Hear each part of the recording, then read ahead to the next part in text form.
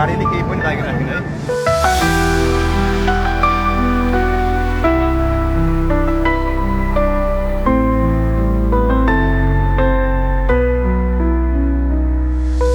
नमस्कार। नेपाल में बाढ़ की त्रासदी जो है पूरी दुनिया देख रही है और जो तस्वीरें आ रही हैं उन्हें देखकर वाकई रोना आ जा रहा है। नेपाल मजबूती से सामना कर रहा है और नेपाल की सेना, नेपाल की पुलिस दिन रात लगी हुई है। हम नेपाल में बात कर रहे हैं, वहां से निर्मल हमारे साथ हैं, लेखक हैं और तमाम मुद्दों पर लिखते रहते हैं लगातार। निर्मल, आपका बहुत स्वागत है। Sir welcome sir, thank you sir. आपसे बात करने का मेरा बहुत करने के लिए मैं आपको शुक्रगुजार करता हूँ sir, thank you so much. Nirmal, इस मुश्किल घड़ी में पूरे भारत जो है, पूरा भारत और तमाम भारतीय हम लोग मजबूती से नेपाल के साथ खड़े हैं और आप लोगों के साथ खड़े हैं। कैसे ये जो फ्लड है, कैसे ये आया फ्लड निर्मल वहां पर जो इतनी बड़ी तबाही हो गई? बेसिकली ये कल का बात है, 9 साढ़े 9 बजे तकरीबन उस समय में नेपाल, वहाँ से रसुआ एक हमारा नेपाल का जिला है, वो पड़ता है चाइना का बॉर्डर में पड़ता है, तिब्बत के पास में है वो बॉर्डर। वहाँ से इतना बड़ा फ्लड आया, उसको 40 फुट से लोग अनुमान करने वाला और करने वाला लोग बोलते हैं कि वहाँ 40 फुट से ज्यादा ऊपर का वो फ्लड नेपाल आया। उसके बाद में तबाही मचा के उसने हमारा यहाँ से गल्छी, चितवन बहुत उसने छेद विच्छेद अवस्था में कर दिया। उसके बाद में आपको बहुत जनधन का क्षति भी हुआ है, बहुत आदमी का हताहती हुआ है। उसके बाद में हमारे सरकार की तरफ से सुबह का बात है, सरकारी तथ्यांक में 2 खरब से ज्यादा का क्षति होने का अनुमान हमारा नेपाल सरकार ने किया है सर। निर्मल, एक बात तो ये यहाँ पर आता है कि क्या ये जो तबाही है ये सब कुछ अचानक से हुआ, किसी को कुछ पता नहीं चल पाया? एकदम सडनली, इसमें कोई शक नहीं है। उसमें ज्यादा पानी भी नहीं पड़ा था, कुछ ऐसा नहीं हुआ था। उस पॉकेट में सडनली वहां से इतना जोर से पानी आया कि ऊपर 40 फुट से ज्यादा ऊपर का मैं वहां से पानी आके सडनली कुछ बारिश का भी बात नहीं है, सडनली अकस्मात वहां से पानी आया। उसके बाद में हमारा नेपाल में वो पानी यहाँ घुस गया, उसके बाद में तबाही मच गया। उसके लिए हमने यहाँ नेपाल के सरकार, ये प्रशासन हमारा यहाँ नेपाल के किसी को भी ये मालूम ही नहीं था, किसी को सूचना नहीं था। बहुत नीचे वाला जगह में हमारा नेपाल सरकार से बाद में पता मैसेज करके बहुत लोगों का जान भी बच गया। लेकिन क्या हुआ कि आदमी सबको भागने का मौका नहीं मिला, आदमी सब घर के अंदर रह रहे थे। उसके बाद में वहां से इतना जोर से फ्लड आया, इतना जोर से, कितना बड़ा पुल, कितना बड़ा घर, सब वहां से मानो ताश के पत्ता जैसे सब बगा के ढहा के ले गया सब। यहाँ इतना जोर से आया कि किसी को भी उसका आकलन ही नहीं था, यहाँ पर इतना जोर से आया वो बारिश सब। निर्मल नेपाल में हैं और नेपाल के नागरिक हैं, और निर्मल जो बता रहे हैं आप लोग ध्यान से सुनिए, क्योंकि जो हालात हैं इनसे बेहतर बहुत कम लोग बता सकते हैं। निर्मल, एक चीज जानना है, राहत अभियान में क्या परेशानी आ रही है अभी? क्योंकि मलबा ही मलबा है चारों तरफ। जो तस्वीरें आप लोग डाल रहे हैं लगातार सोशल मीडिया पर, हम लोग उसी को देख रहे हैं और उसको देख के लगता है मलबा बहुत ज्यादा है। मलबा बहुत ज्यादा है, बात एकदम सही है, मलबा बहुत ज्यादा है। हमारा नेपाल के बालेन सरकार अभी यहाँ अभी युवा प्रधानमंत्री है, हमारा जैसा उम्र का प्रधानमंत्री है। एकदम वहाँ के हमारा गृह मंत्री भी, प्रधानमंत्री, सब हमारा सरकार, शासन प्रशासन इतना अच्छा से काम कर रहे हैं यहाँ पर। वो मलबा हटाने के लिए, आदमी सबको रेस्क्यू करने के लिए आर्मी का हेलीकॉप्टर 7-8 हेलीकॉप्टर लगा चुका है, रात भर काम किया था। हेलीकॉप्टर ने भी हमारा नेपाल सरकार के बहुत अच्छा से इसको हैंडल किया। कुदरत का ही था इसमें, तो अब इसके लिए हैंडल करने के लिए हमारा सरकार के पास बखूबी तालीम भी है, एक्सपीरियंस भी है।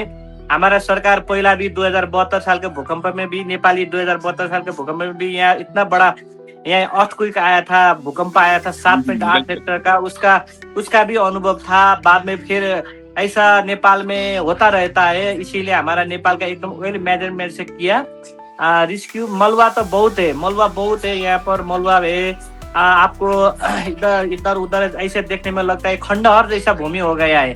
डिजास्टर जैसा, इधर चारों तरफ से नेपाल का सन्नाटा छाया हुआ था कल तक। ये मतलब घटना किसी को भी ये कानो कान खबर नहीं था।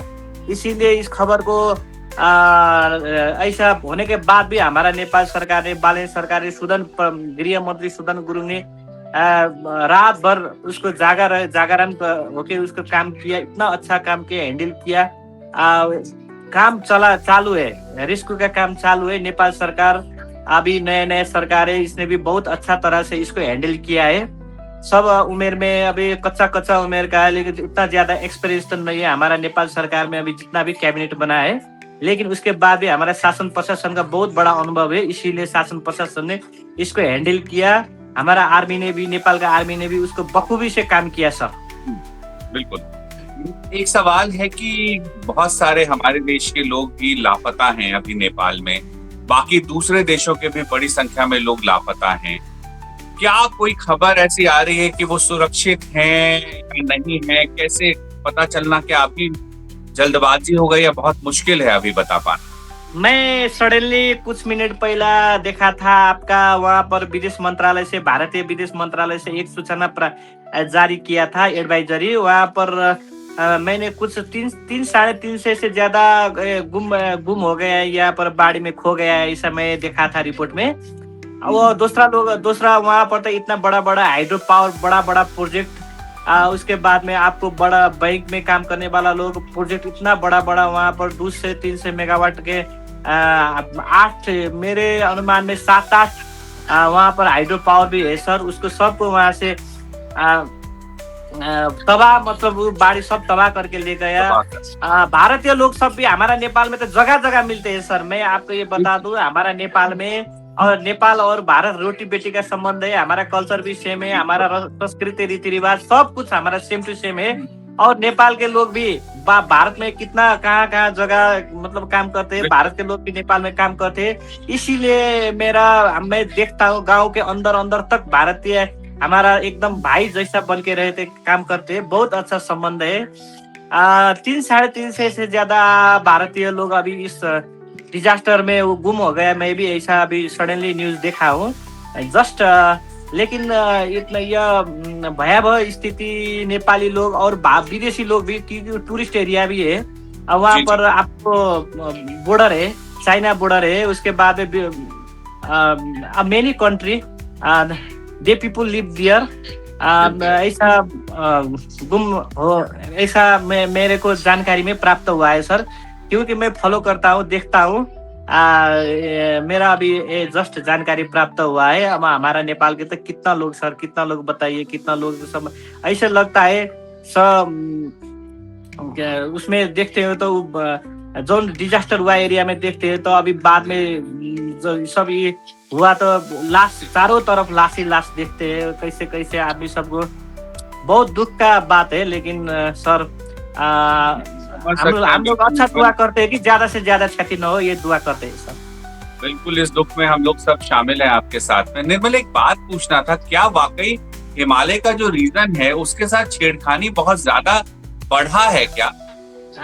बेसिकली ये बात तो सर मैं भी बता नहीं सकता हूँ, लेकिन मैं जितना भी हमारा चाइना से भी बहुत अच्छा संबंध है। हम लोग चाइना के पास भी, भारत के पास भी, हमारा नेपाल के आदमी सब चाइना को भी बहुत रिस्पेक्ट करते हैं, भारत के भी करते हैं। लेकिन वहाँ छेड़खानी तो हुआ है, लेकिन कुछ न कुछ तो हुआ होगा, कुछ न कुछ तो वहाँ पर ऐसा बात हुआ होगा। इसीलिए वहाँ हमारा जैसे सर चूरे, एक वहाँ पर चूरे एरिया है हमारा। मेरा घर भी रौतहटी है सर। रौतहट में अभी काठमांडू में रहता हूँ, लेकिन रौतहट जिला है। रौतहट जिला आपको पता है सुनबरसा बिहार के एरिया पड़ता है। तो बिहार के एरिया आपको वहां से पश्चिम बंगाल में उधर साइड में, इधर साइड में हमने ये साइड में भी सर